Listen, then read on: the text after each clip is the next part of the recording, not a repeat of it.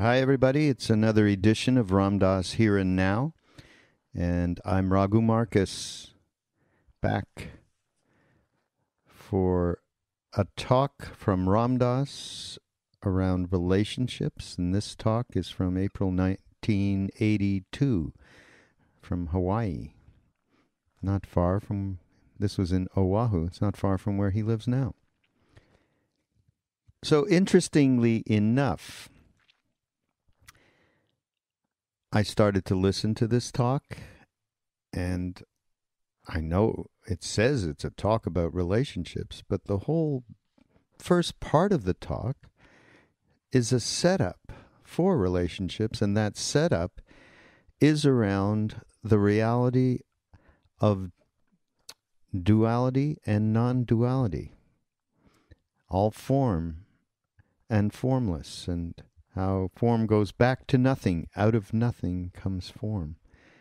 He talks about the space between thoughts, the discontinuity of consciousness, spaciousness, and how you are everything and nothing. So I was like, wow, this is what kind of setup for a talk around relationship. It was very curious.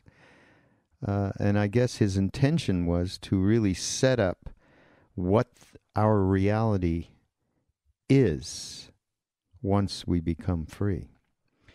And to have that in mind when we enter into any relationships, because ultimately all forms change. So the whole thing with any relationship is that it's doomed right from the beginning, because sooner or later change happens. And no matter how good you are at planning against it, inevitably it will happen. So it is always, of course, a good idea to steep oneself into the, shall we say, spiritual reality of constant change, and the idea of form and formless, and how we dance between the two. And it's... he says, when part of you rests in your totality, where is your need then? Where is your desire? Where is it that you need something from that other person? And he talks about this. It's not just romantic partnerships. And we're talking about any kind of relationships. This really does apply to.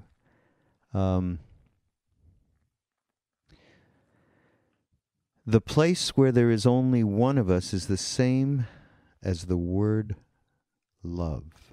I like that.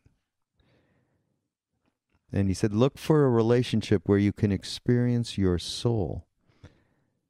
And that relationship brings you into a place of isness. By the way, this whole thing starts out with this great story, the Boatman story. I think he's told it in other talks, but it's... You know, the boatman is, I'm not going to tell the whole story because I'll ruin it, but not really. Just the idea of the boatman, you know, in the fog, groping for what's out there and projecting what's not, how we do every day in relationships.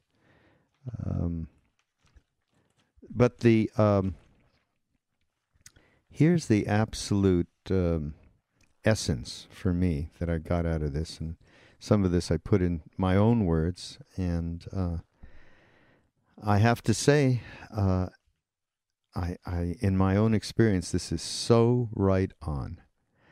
Once you have started to awaken, and you're not coming from a needy place and looking to lock in so quickly with every relationship and so on, even though the truth is we have that need because we are human. We are in a human incarnation. And that need is absolutely there for all of us. But you're not, in the case of having started to awaken, you're not so identified with that need. Key, right? That, well, how do you get there? A lot of practice. So again, we keep going back to this. practice, practice, practice.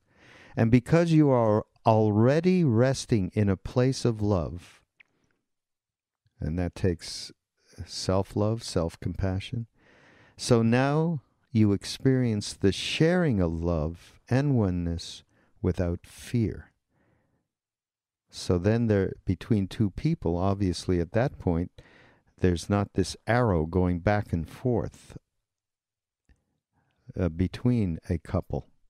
In particular, we're talking about romantic relationship, of course. You don't need that person to get into that space. You are already in it. And that's probably the key to any successful relationship.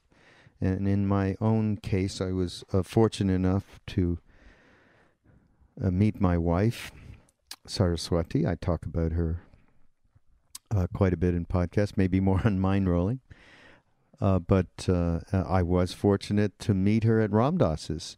And we had an immediate affinity that was based on a desire to connect in this place that we just mentioned, which is a spacious place, which is a place that's based on love and not fear.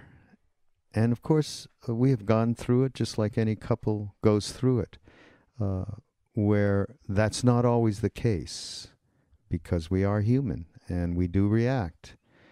But we have found that even in the most strained times where we're overloaded by work or whatever it may be, we always have that place to come back to, which is the place that we first found ourselves in, which was a love that is not conditioned on expectations.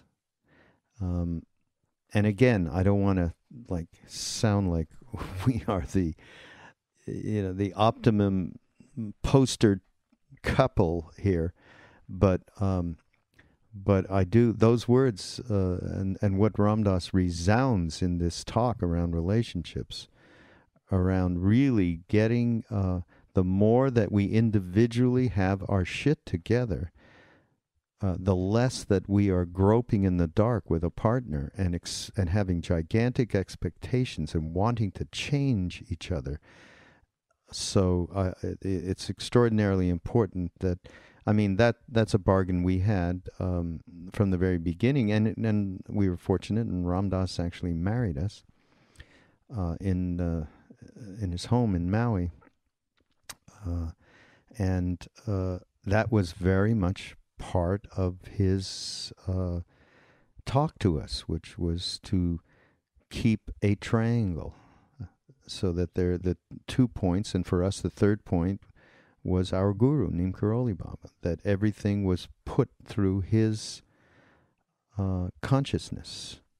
And that consciousness is Satchitananda, truth and bliss and wisdom. And so,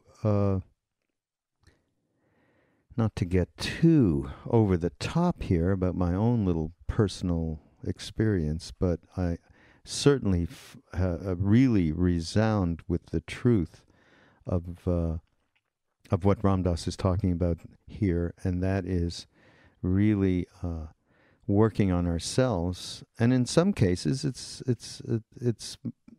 if you're fortunate to do that work before you get with somebody, it would certainly make that relationship a hell of a lot more flowing. Absolutely more flowing, more spacious. So it's a great talk here. I mean, we all have, if we don't have a partner, we certainly have relationships with friends and so on, and all of this applies because it's the same focus around not neediness, not having to depend on someone else to get that love that is inside ourselves. And by the way, I'm going to mention here that we because we're talking about doing the practice, and we're going to be running a meditation course in July through ramdas.org. And it's 4 weeks, and each week there'll be a different guided meditation from Ramdas, and a Dharma talk as well, and an article. So it'll be a 3-pronged teaching and meditation every week for 4 weeks, ranging from one-pointed concentration meditations to awareness meditations to guru meditation. It's going to be, I believe, really, really helpful, even for people who already have a sound meditative practice. And at the end of it, Ramdas is going to do a webcast where everybody will be able to ask questions that we will answer, not he will answer, on the webcast, and then beyond that by email, that we're going to do that. He and Rameshwar Das, who is Ramdas's co-writer on the last couple of books, Polishing the Mirror and Be Loved Now. And I may even throw in my opinion here and there myself. So here it is, Ramdas, here and now, on relationships. A boatman is rowing on a misty lake.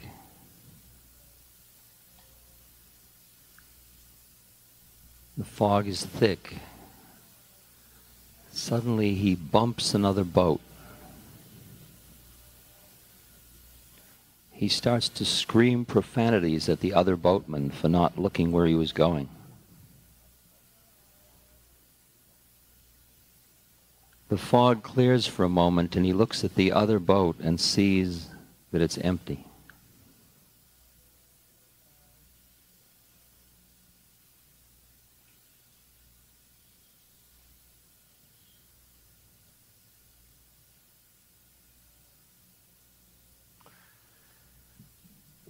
That's really the essence of the lecture on relationships.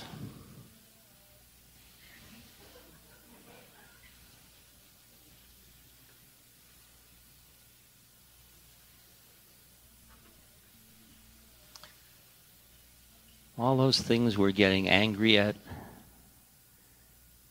and we are fascinated by, they are all just things happening. And we keep identifying them with people.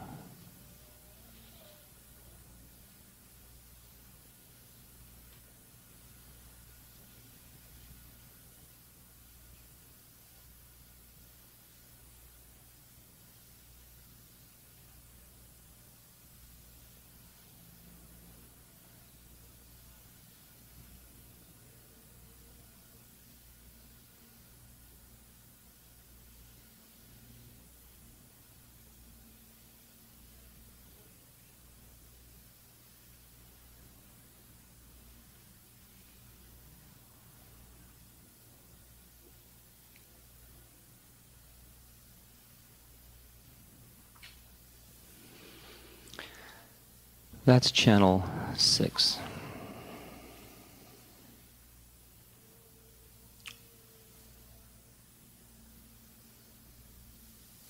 There are 3 terms in Buddhism that are focused on a great deal. Anicca, dukkha, anatta. The anicca we've talked about already. It means change. Everything's changing all the time. All forms are in a state of change, transformation, all the time. So there's nowhere you can grab hold and be sure it's going to be that way.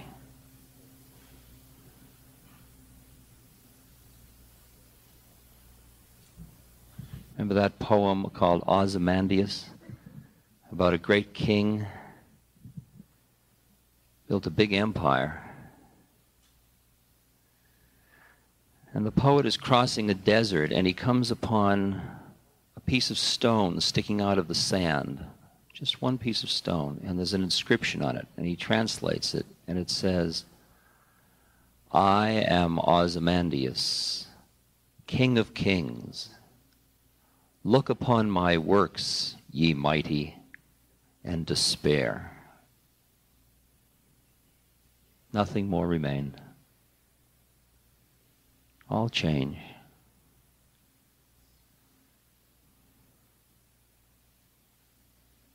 And this too shall pass.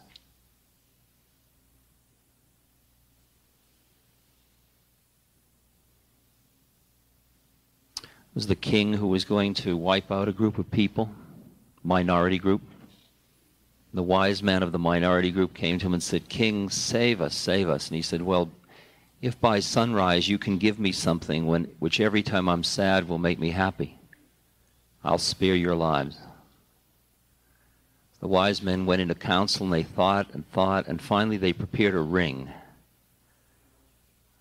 In the morning they came and they presented the ring to the king, and the king said, how will this ring make me happy when I'm sad? And they said, oh, sire, read the inscription in the ring. The inscription in the ring was, and this too shall pass. Every time he's sad, that too shall pass, and that made him happy. He hadn't yet noticed that it works the other way around, too.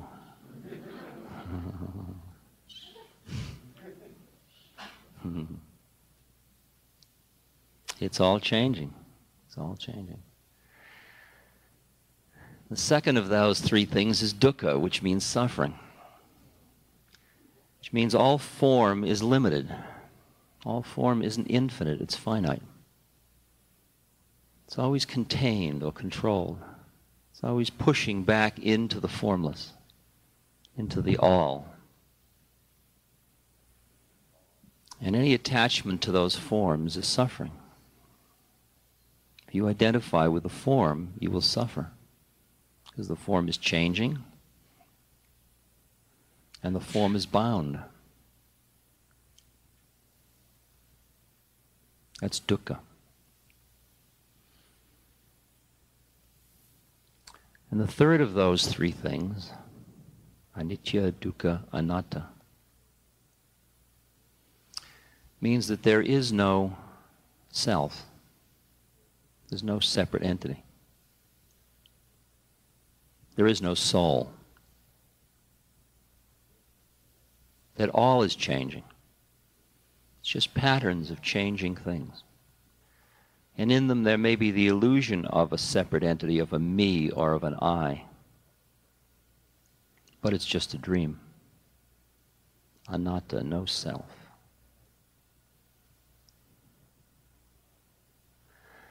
You see, what I've been talking about yesterday had to do with channel 4, with the concept of soul, or an entity that reincarnates.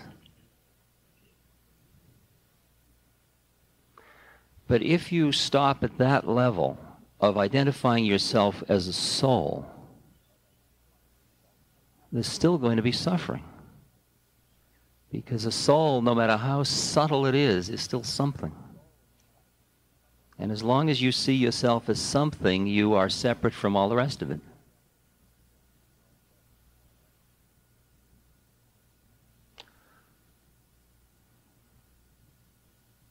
So there's not even a one. Because if you're two, if you're a little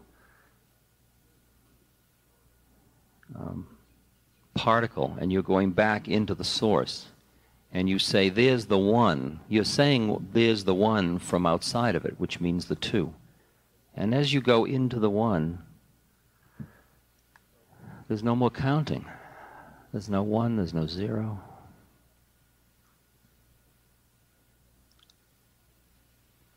To say that is empty is fallacious. To say that that is full is fallacious. Because any time you describe it or discriminate or label it, you're back in the two again. From within the one, there are no labels. There's no description. There's no way to conceive of yourself or of what is or isn't. And it's interesting that nuclear physicists, like Oppenheimer, Nobel Prize winning physicist, says about the smallest unit of energy in the universe. He says you can't exactly say that it exists. You can't exactly say that it doesn't exist.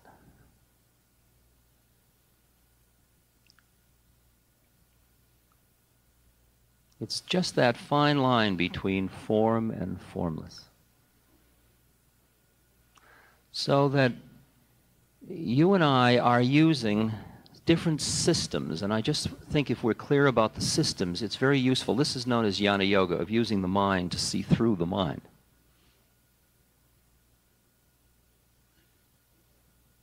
If you see that you use the soul to extricate your identification with the soul, to extricate yourself from identification with your personality and with your body.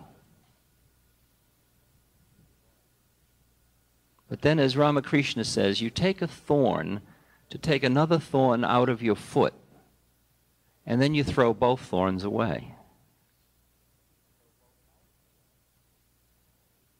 So that ultimately the concept of soul, which helped free you from an identification with the personality, that itself must go too.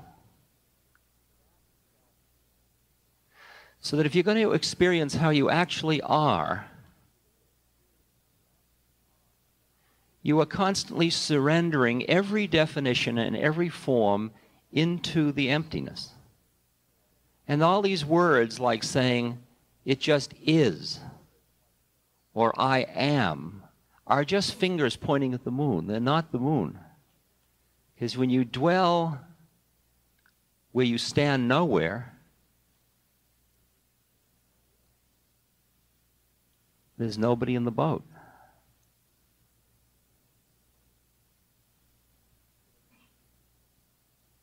Now, most people are very attached to eternality. They want something of themselves to continue, their awareness, their consciousness. They don't want that little break in consciousness.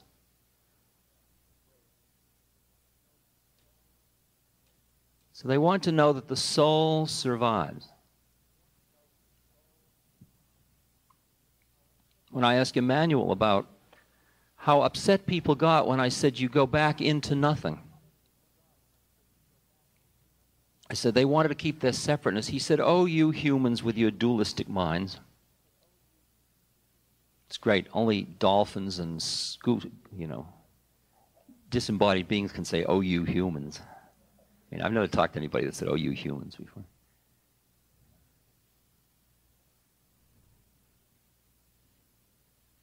Oh, you humans and your dualistic minds. Why do you think you can't be the one and the many at the same moment? See, and to see that the nothing contains the everything and the everything is the many, you see that from inside there is no definition, and from outside there's the many. And you are and you aren't. Can you handle that? Can you handle that you are and you aren't?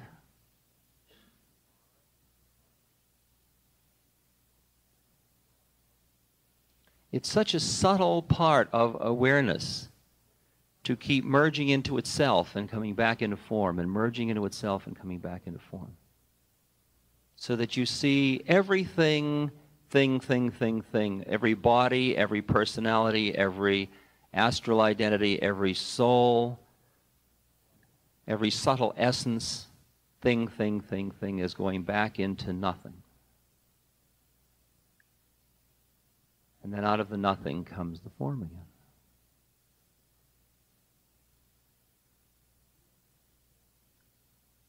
It's like dealing with the space between two thoughts.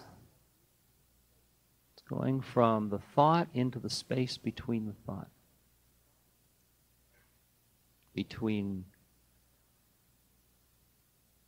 And each thought has its creation, its existence, its destruction, and then space. Creation, existence, destruction, space. And the space between those thoughts, well, the thoughts go by at the rate of about 1 trillion per blink of an eye. And there's a space between every one of them. And your awareness, as long as you identify it with thoughts, is limited by the rate at which thoughts can go by in a linear fashion, which is a physical thing. It's a chemical action. But your awareness isn't so limited. And by the discipline of extricating the awareness from identification with the thoughts, Buddha was able to see each thought. He stood outside of time and he saw each thought come into existence, exist, and pass away. And he described the last 32 thoughts before he went into the space between two thoughts. I mean, that makes science fiction look like Tinker Toys, if you can play with that, if that isn't too much for you. That's called Nibbana, the space between the thoughts, the discontinuity of consciousness. So in a way, when we talk about spaciousness, that's what we're talking about. We're talking a way in which you are everything and you are nothing. And you rest in that place. And then you come back down into forms, and you function in the forms impeccably. You're a perfect soul, you're a perfect personality, you're a perfect body. And your perfection, you're more perfect in your role, the more you are resting nowhere.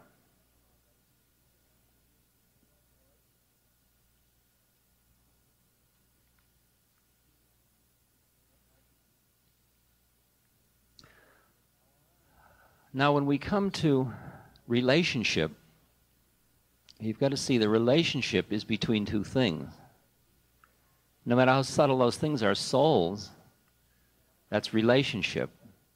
But who you are has no relationship at one level, because how does the one relate? So that you see that what you are with another person is both separate and not separate. What would it be like if that were real for you all the time? Is this, anybody hear this? You hear what I'm saying, or is this too heavy, or what? Huh? Yeah. Anybody here?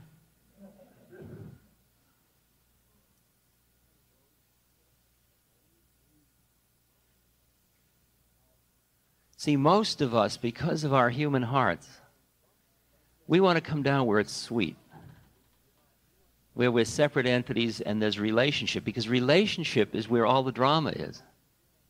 It's where all the romance is. It's where all the coming and going is. It's where the storyline is. It's where the trip is. It's where the rush is. It's where the... Can you hear all that? Listen to this and see how sweet it feels.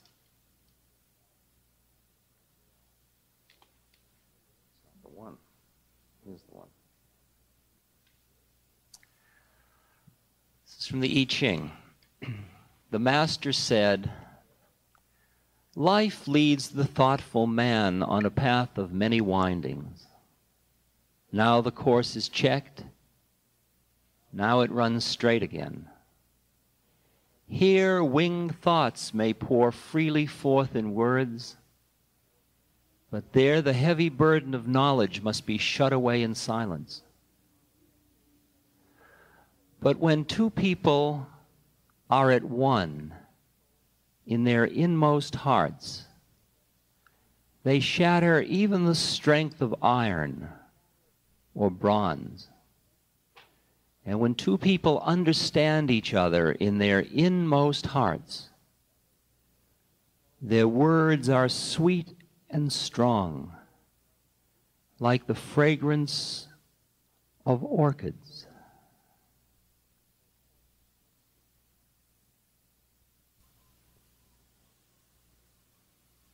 You can see that as two beings get close to one another, and don't get lost in the bodies, and don't get lost in the personalities, and the needs, the desires, the fears, the paranoia, and can get through, and they can meet as souls, they are getting very close to being an identity, being the one and yet the two. It's the moment between formless and form. It's that space. It's an intimacy that is complete because it's an identity.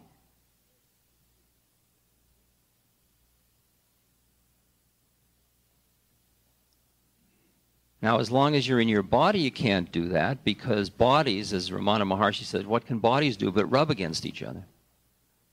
Gross though that might seem for something so sweet.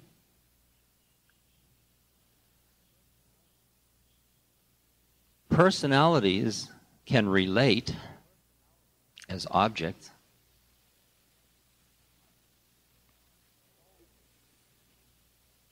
Souls can look at something, the personality in the body, from outside. They can start to go in and out of one another, but they're still unique.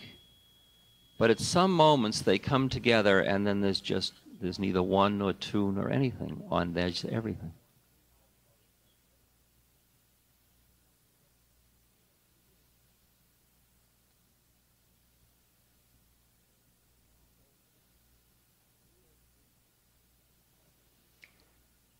And it doesn't matter which relationship we're talking about.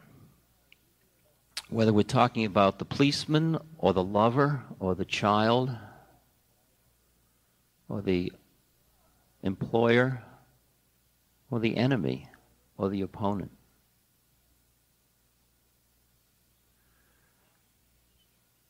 We keep getting lost in the forms, in the labels, in who we think we're seeing and who we think we're relating to. We keep getting lost in the labels and in what our senses tell us and our thinking minds discriminate.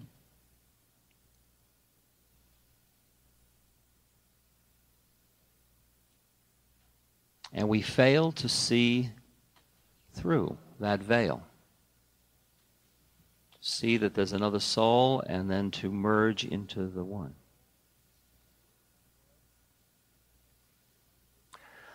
Let's imagine for a moment that you could do that.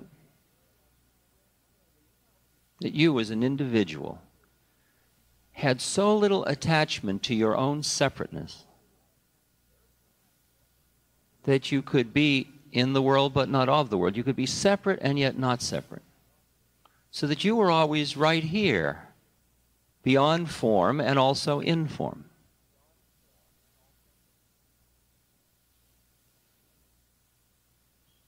Now you meet another person. Because there's part of you resting in your totality, where is your need? Where is your desire? Where is it that you need something from that other person? So at that moment, when you are resting deeply in your isness, since you don't need anything from the other person, even the subtlest thing,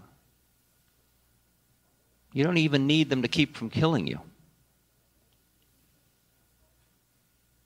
because you don't need anything. You just are here. And if you talk about consciousness, you say you are here. If you talk about love, you would say you are unconditionally loving. You're in love with another person, and you have no conditions. There's no way you have to be for me to love you. I just love you, because I am you. And the place where there's only one of us is the same word as love. One of the words we use to point at it is love. Meher Baba said, love has to spring spontaneously from within. It is in no way amenable to any form of inner or outer force.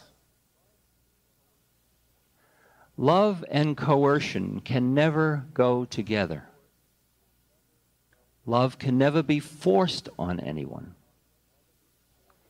It can be awakened in her or him through love itself. Love is essentially self-communicative.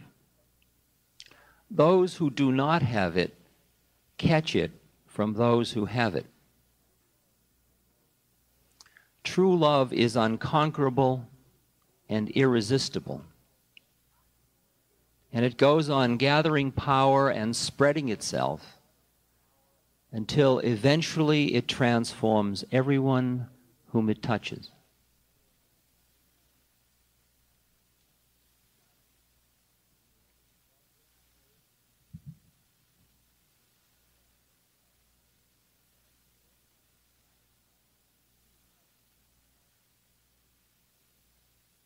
It's the story of the invading army that was invading a country, a Buddhist country, and they were disemboweling the Buddhist monks.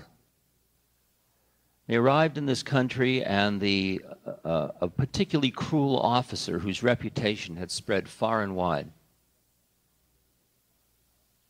came into a village, and he said to his adjutant, "Give me a report about the village." And the adjutant said, "All of the people are afraid of you, and they're doing obeisance to you. And the monks in the local monastery have all fled to the mountains, except for one monk." The officer was furious at the thought of this monk who was not afraid of him. So he walked to the monastery, and he pushed open the gates of the monastery. And there in the middle of the courtyard was the monk. And he walked up to the monk, and he said, "Don't you know who I am? I could take my sword and I could run it through your belly without blinking an eye."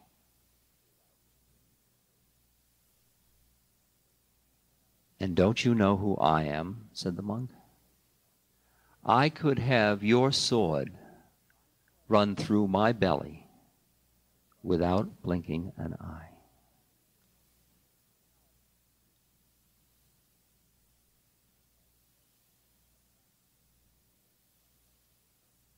That's what I mean by resting in a part of yourself that is not identified, even with your body. So where is the vulnerability? No vulnerability, you can afford to love unconditionally the entire universe. It's the universe loving itself.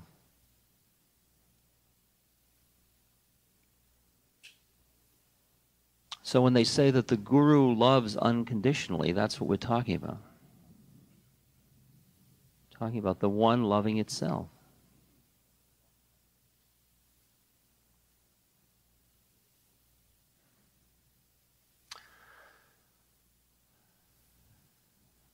Now, in our relationships with one another,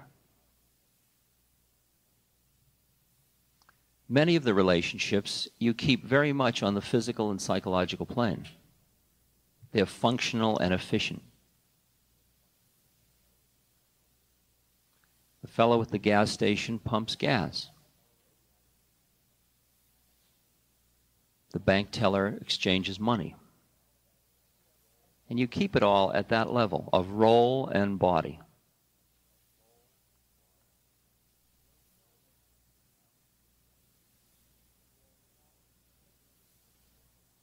And very rarely do you acknowledge that there are any other levels to those relationships. You keep them that way. Then people look for another kind of relationship. They look for a relationship in which they can experience their soul.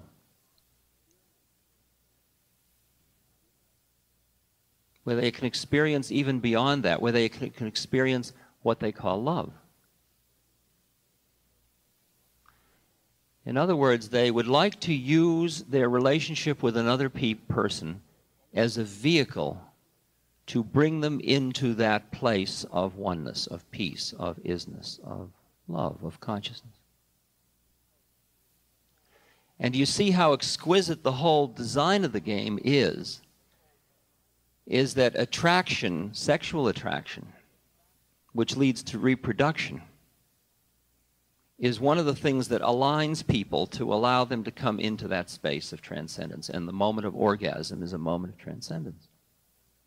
So that the game is designed so that that yearning to come back into the one is what facilitates the reproduction of the species. But momentarily. Even if you're a tantric, you can spread it out for an hour, but that's about it.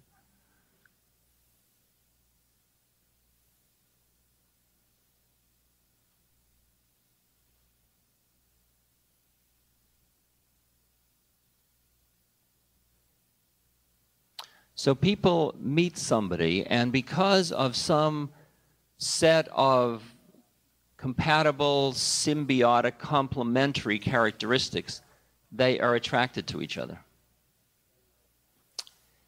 And through a certain, because of that alignment, it's as if that's the chemical release mechanism that allows them to open to the part of themselves that has no form.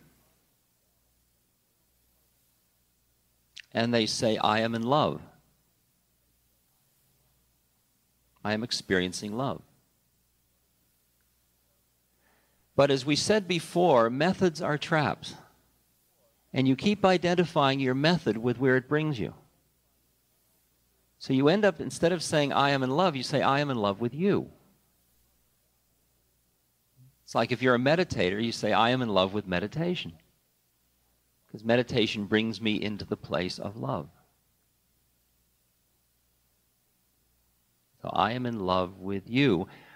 And because I identify you with the method of how I get into the place of love, because I can't get there on my own, and you're a method that's built into the system, it's kind of, because I'm a part of a species, I want to possess you, because you're my connection. And I want to know where you're going to be next Thursday at 2. And I want to collect you. And I say, come on, let's build a nest. And I collect twigs.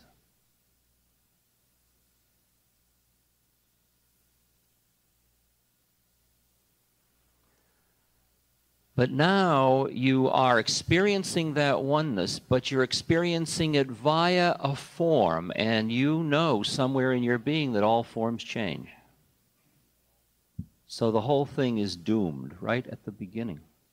And there's fear in that, because you know that sooner or later something changes.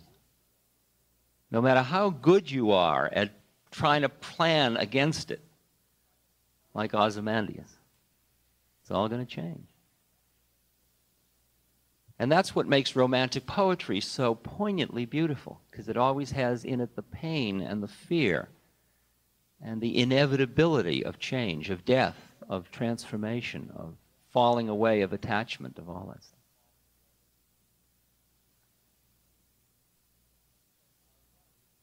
For some of us, our rush is just from that kind of romantic, bittersweet quality of a relationship. The horrible beauty, that's the word for it, the horrible beauty. Horrible beauty. Such a fine line of love and hate, love and fear.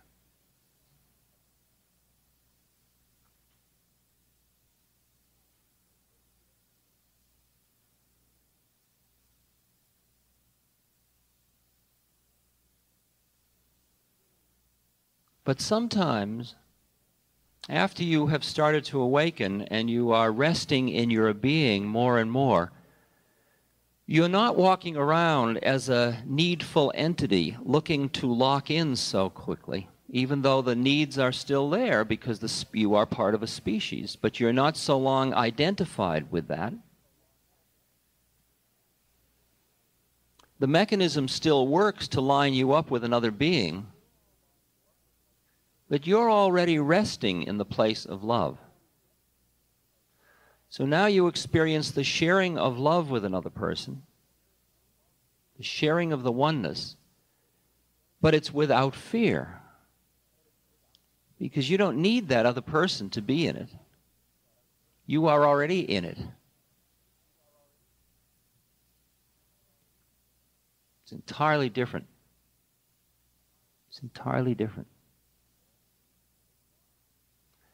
Because as long as you need the other person for you to feel what it means to be in love, you are vulnerable, you are off balance, you are frightened, you are grabbing and grasping and angry and having models of how the other person should be, and you are creating suffering all the time. It's built into the card. The minute your love comes out of love, a whole different ballgame. Coming, going, so. But it's complicated for those of us humans that have come through personalities and deprivation models. You meet somebody, you are resting in love, and you meet somebody and you feel that love with them. You feel like the two of you have just come into oneness together. And it's extremely sweet. It's like lining up on planes. You're already in channel 6, but now you're also lining it up in channel 5, 4, 3, 2, 1.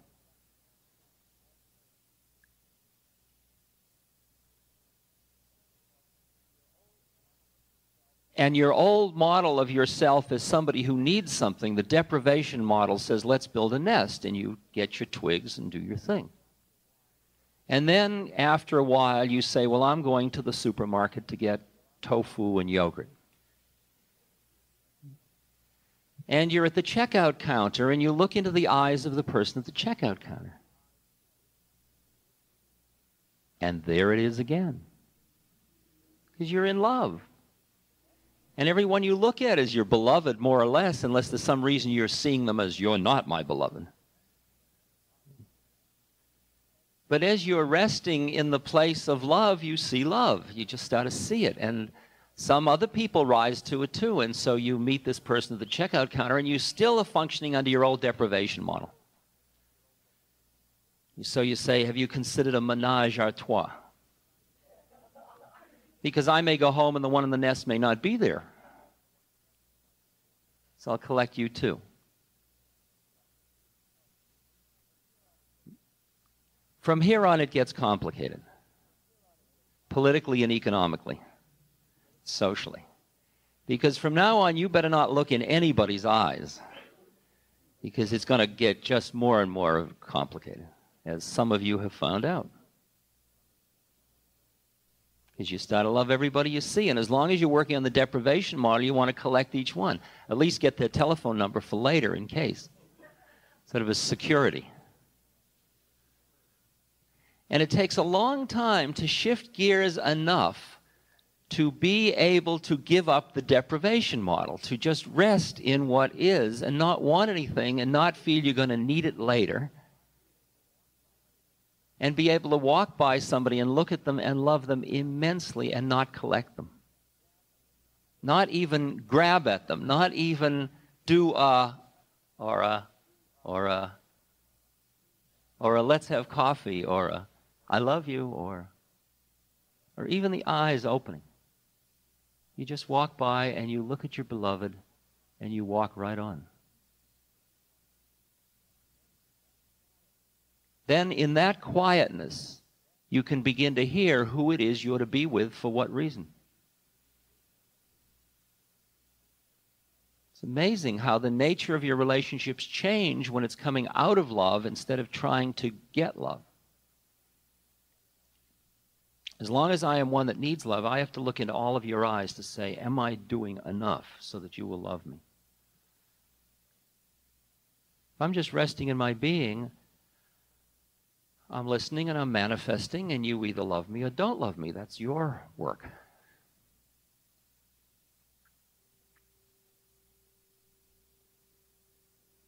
And you will open as you will open. And I want to tell you that as a yoga, it's a stinker. In fact, if you have a choice, use any other yoga but the yoga of relationship. Because it's one of the hardest yogas to use. Because it's working with reproduction and survival and a whole lot of things that make it almost impossible to stay awake in it.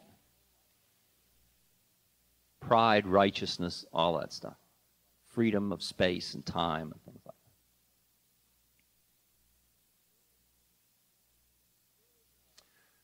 that. The third one of relationship is where two people are resting in the one and then they just play at the game of two.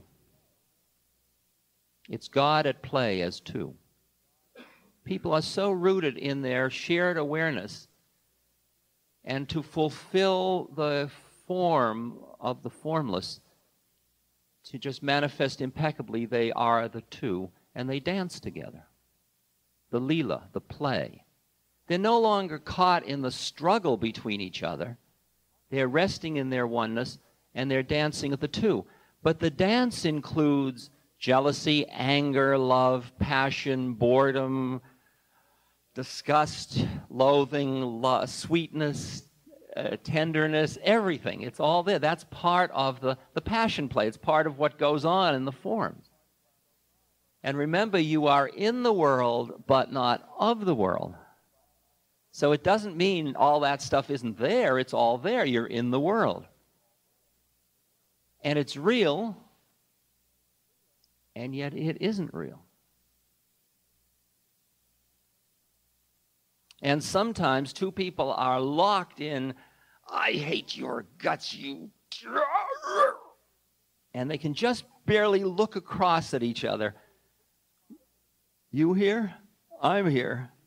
We'll never get through this one. And then back into it. It's like the level at which people play tennis together.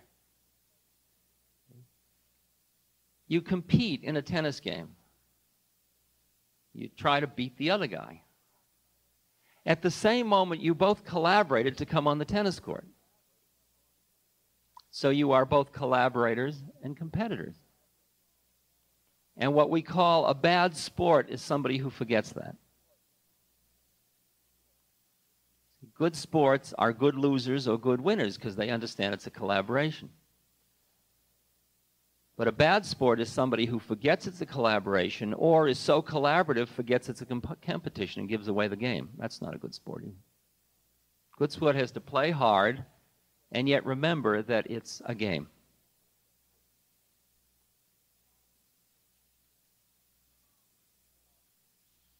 Now, the yoga of relationship, the second one, is where two people come together and they say, we would like to come together in order to find God, to be in God, to be with God, to be God, to be beyond God. Takes care of the personalists and the impersonalists. Nowhere to stand, my love. A relationship that deals with truth walks the fine line between cosmos and chaos all the time.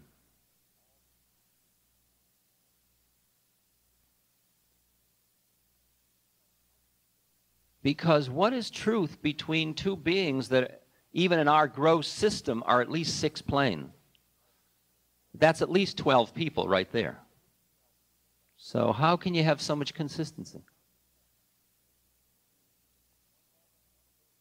One moment, one of them is there in their body and they're feeling desire, and the other one is in the soul and feeling spacious.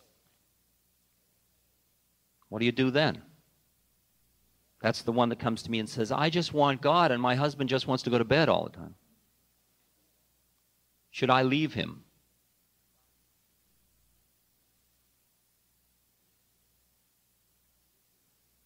Now, the issue of leaving and staying with people is an interesting one in our culture. See, there are other cultures which have rules like in the old traditional India, a couple came together and they were betrothed until death do us part, and the partner went on the funeral pyre when the other one died. That's pretty much out of date these days. But still, in a village I've lived in India, the marriages are arranged by the astrologer, and the couple marries wearing masks of Krishna and Radha, and they don't even see each other till after the marriage. And they're going to stay together for life. Some of you shudder at that thought, what it's like when the mask comes off.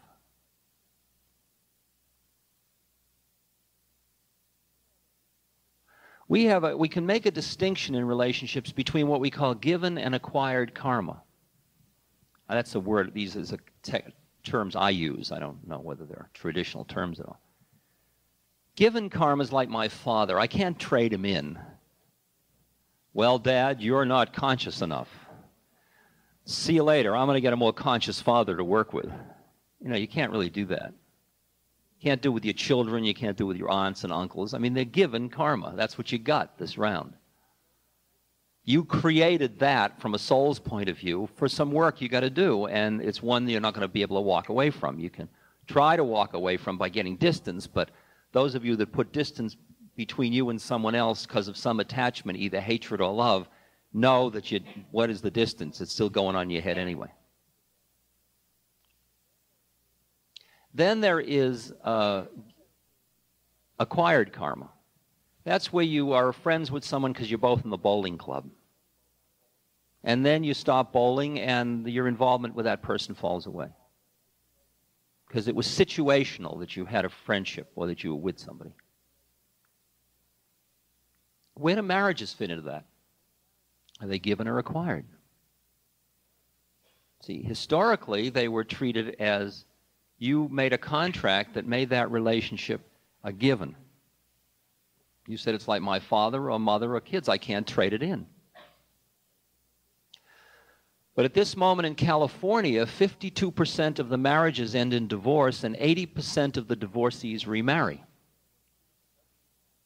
So what you have is serial monogamy. That's what you have. I mean, technically, an anthropologist would say that is a serially monogamous culture. No matter, you can impose your value judgments, that's values, but in terms of just the actuarial data, that's what you got. So it appears that we are moving towards treating marriage as an acquired rather than a given. You work with the person as long as it feels useful, and then you go on and you say, see you later, and you end up and you say, we ended up perfect friends. We have both agreed, serial monogamy.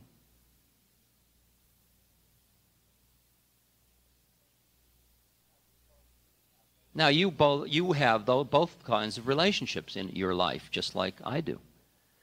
And you can see the advantages and disadvantages of both.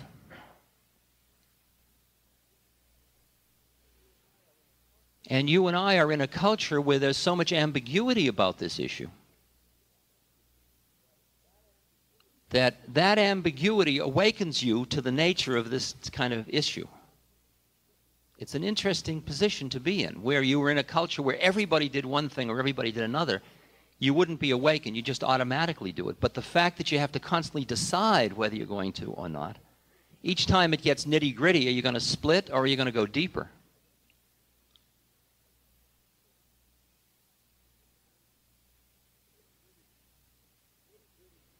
Because nitty-gritty means you lock into a place where your pride and your righteousness and your models are in conflict. And it requires surrender. Not surrender to the other person, but surrender to the one that lies behind the two, again. Surrender to that part of you where it doesn't really matter that much.